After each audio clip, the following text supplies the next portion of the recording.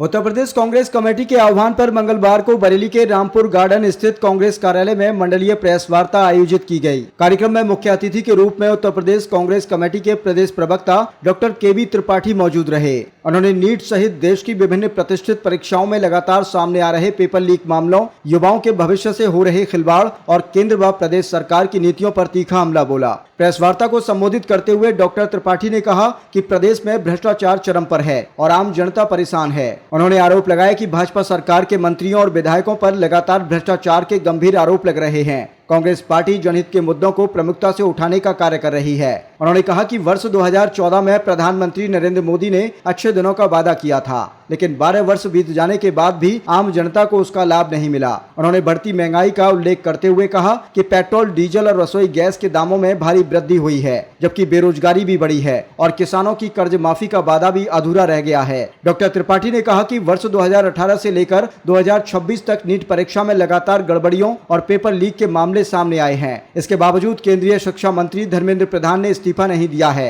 Congress party लगातार उनके इस्तीफे की मांग कर रही है। उन्होंने आरोप लगाया कि पेपर लीक से उत्पन्न मानसिक तनाव के कारण कई छात्र छात्राओं ने अपनी जान गंवाई है, जो अत्यंत दुर्भाग्यपूर्ण है। उन्होंने परीक्षा प्रणाली में बिचौलियों की भूमिका पर भी सवाल उठाए। महानगर कांग्रेस कमेटी के अध्यक्ष दिनेश दद्दा एडवोकेट ने कहा कि वर्तमान शिक्षा व्यवस्था असफलता के दौर से गुजर रही है। उन्होंने कहा कि कांग्रेस नेता राहुल गांधी के छात्रों की गूंज कार्यक्रम का उद्देश्य छात्रों की भागीदारी से नई शिक्षा व्यवस्था की नींव रखना है, जिससे युवाओं को बेहतर अवसर और बड़े सपने देखने का मंच मिल सके। प्रेस वार्ता में पूर्व चेयरमैन इलियास अंसारी, जिला उपाध्यक्ष जियाउर रहमान, जिला महासचिव सुरेश दिवाकर, जिला उपाध्यक्ष Ramesh Chandra Srivastava, Rajendra Sagar, engineer Zeeshan Afridi, doctor M H. Khan, Kamruddin Saifi, Devendra Srivastava, Mohammed Yasin, Azad Hussain समेत बड़ी संख्या में कांग्रेस कार्यकर्ता उपस्थित रहे।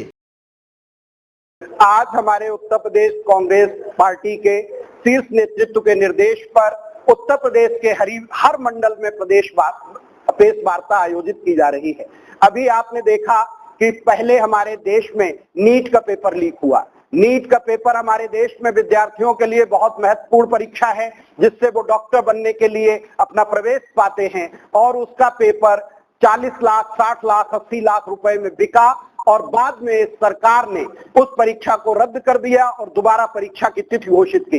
कल जो परसों 21 जून को परीक्षा हुई, उसमें प्रश्न पत्र को इतना कठिन बनाया गया है कि जो बच्चे नीट दे रहे थे वो आज पैनिक में हैं, उनके परिवार वाले परेशान हैं, कई बच्चों को एडमिट होना पड़ा है। परीक्षा से पहले 3 बच्चों ने आत्महत्या कर ली। ये सरकार लगातार बच्चों की हत्या कराने पर तुली हुई है और उसके बाद भी केंद्र सरकार का निर्लज्ज शिक्षा मंत्री अभी तक इस्तीफा नहीं दे रहा है। लगातार बच्चे आत्महत्या कर रहे हैं, बीमार पड़ रहे हैं। आखिर ऐसी नरेंद्र मोदी जी की क्या मजबूरी है कि अभी तक धर्मेंद्र प्रधान इस्तीफा नहीं दे रहे?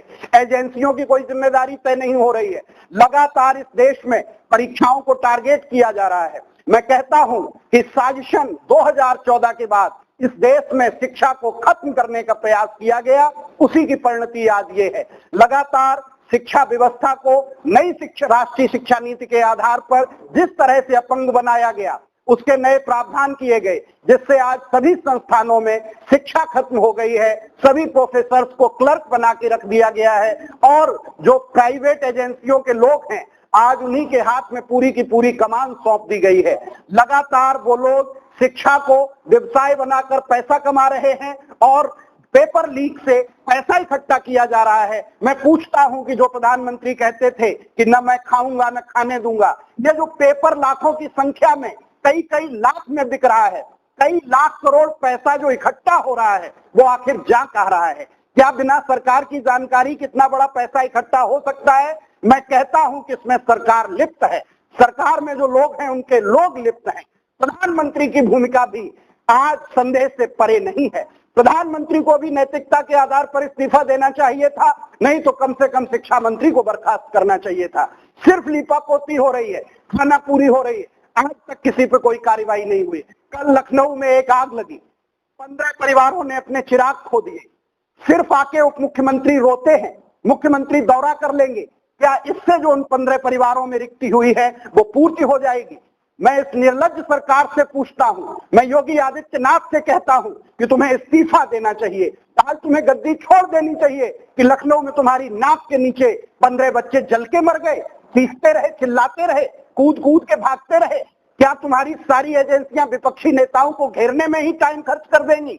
जो व्यवस्था है उसे आप छोड़ देंगे, सारी व्यवस्था नकार देंगे? ये सरकार पूरी तरह से चोर है, चोरों से मिली हुई है, हर काम में चोरी करने वाली सरकार है। भगवान राम के मंदिर के चढ़ावे में चोरी कर रही है ये सरकार, चोरी में लिप्त है, साक्ष्य है। एसआईटी गठित कर दी, एसआईटी का क्या करेगी एसआईटी? चोर के लिए क्या चोर को थाने पुलिस पकड़ के नहीं लाती है? क्या चोरी की घटना पे एफआईआर नहीं लिखी जाती है? इतने करोड़ों की चोरी होने के बाद अभी तक कोई एफआईआर नहीं है, किसी को थाने में नहीं बुलाया गया है। कहीं न कहीं मुख्यमंत्री और प्रधानमंत्री की संलिप्तता है पूरे प्रकरण में, इसीलिए आज हम प्रेस वार्ता कर रहे हैं।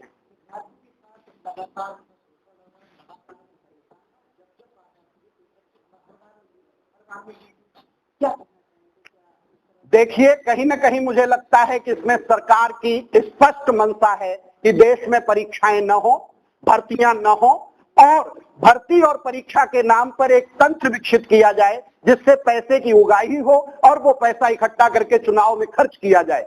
आज जो देश में हालात दिख रहे कि कहीं भी चुनाव होता है जीतेगी तो भाजपा, कैसे जीत रही है भाजपा? ऐसे ही जीत रही है भाजपा। ये पेपर लीक कराना, पेपरों को लीक करा के पैसा इकट्ठा करना, इस पैसे को अपनी एजेंसियों के माध्यम से यूज करना और उसके बाद चुनाव जीत लेना। इस देश को आखिर कहां ले जाएंगे? जब युवा नहीं होंगे, उनके सपने नहीं होंगे। आपने सही प्रश्न उठाया कि आज सेना खत्म कर दी गई इस देश से। अग्निवीर के नाम पर वायुसेना, जल सेना, थल सेना खत्म हो गई है, कोई भर्ती नहीं हो रही है। पहले बच्चे दौड़ते हुए, सुबह कसरत करते हुए रोडों पे दिखाई देते थे, आज कहीं दिखते हो तो आप बताइए। कोई जो क्लेरिकल भर्तियां होती थी वो आपने आउटसोर्सिंग से भर्ती के नाम पर खत्म कर दी। तो साजिशन इस देश से, चाहे वो प्रदेश की सरकार हो, चाहे वो देश की सरकार हो, शिक्षा को खत्म कर रही है, भर्तियों को खत्म कर रही है, युवाओं के सपनों को ये डबल इंजन की सरकार रौंद रही है। आज हर समाज का वर्ग त्राही त्राही कर रहा है, लेकिन आश्चर्य ये होता है कि ज्ञानेश कुमार के रहते हुए चुनाव यही जीत जाएंगे। शिक्षा मंत्री इस देश का सबसे निर्लज्ज व्यक्ति है। मैं कहता हूं कि उसे तत्काल इस्तीफा देना चाहिए। नीट का जो 21 जून को पेपर था, 20 जून को 3 बच्चों ने आत्महत्या की, पेपर के बाद कल कई बच्चों ने सुसाइडल अटेम्प्ट लिए, और शिक्षा मंत्री अपना बैठा हुआ है मजे से, सिर्फ मीडिया में आके एक बाइट दे देगा। उसको तो तत्काल इस्तीफा देना चाहिए, और नहीं तो प्रधानमंत्री को बर्खास्त करना चाहिए, और नहीं तो प्रधानमंत्री को इस्तीफा देना चाहिए। कांग्रेस के जो नेता है राहुल गांधी, अभी तक उनका कोई बयान नहीं आया। मैं राहुल गांधी का सिपाही हूं, राहुल गांधी की पार्टी का प्रवक्ता हूं, और मैं जिम्मेदारी से कह रहा हूं कि जो चंदा चोरी हुई है उसमें भाजपा के लोग लिप्त हैं। इसकी बहुत सख्त जांच होनी चाहिए और इनको चौराहे पे लटकाया जाना चाहिए कि जो भगवान को भी नहीं छोड़ रहे हैं। लखनऊ अग्निकांड पर उसके लिए जो परिवार जिन्होंने खोया है बच्चों को, जिनके बच्चे घायल हैं, उनके प्रति पूरी संवेदना है। और उत्तर प्रदेश की सरकार से मैं कहता हूं कि योगी आदित्यनाथ को, क्योंकि उनके नाक के नीचे दुर्घटना हुई है, नैतिकता के आधार पर इस्तीफा देना चाहिए। वहां पर जो विधायक हैं, जो मंत्री हैं, जो एजेंसियां हैं, सब पे कार्रवाई होनी चाहिए। कहां एलडीए का उनका सचिव है, कहां एलडीए का उपाध्यक्ष है कि ऐसी बिल्डिंगों में लगातार बच्चे जा रहे हैं, पढ़ रहे और संस्थाएं चल रही हैं? कहां है फायर के अधिकारी उनके? कहां है उनके मंत्री? सिर्फ बैठ के मलाई चाटेंगे सत्ता की कि हम तो मजबूत सरकार लिए बैठे हैं। सिर्फ बच्चों की हत्या के लिए आप मजबूत हैं? तत्काल प्रभाव से मुख्यमंत्री को इस्तीफा देना चाहिए।